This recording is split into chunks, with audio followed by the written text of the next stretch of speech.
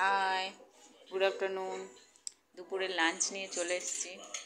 এটা হচ্ছে লাঞ্চে আজকে আছে ভাত, এগুলো ডাল, বেগুন ভাজা, পটল ভাজা, হচ্ছে লেবু, স্যালাড, শুক্তো আর বড়া ভাজা। বড়াটা ডালের বড়া, পেঁয়াজ দিয়ে ভাজা ভাজা করেছি। ছেলে এখনও পড়ে আসেনি, ছেলে কম্পিউটার সেন্টারে রয়েছে, তা আমি ওর বাবাকে খেতে দিয়ে দিচ্ছি। ছেলে আমার বড় হয়ে গেছে, ফোন করে বলছে মাম্মা তোমরা খেয়ে নাও, আমার দেরি হবে যেতে।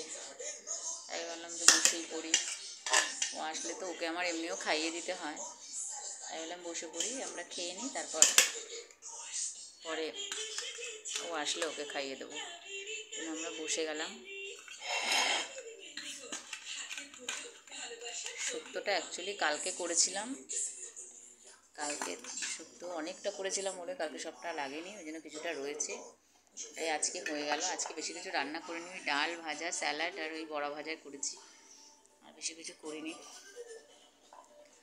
ওকে, এবার আমি খাবার নিয়ে নিই, খেয়ে নিই, তোমরাও তোমাদের লাঞ্চ করে নাও। ওকে, টাটা।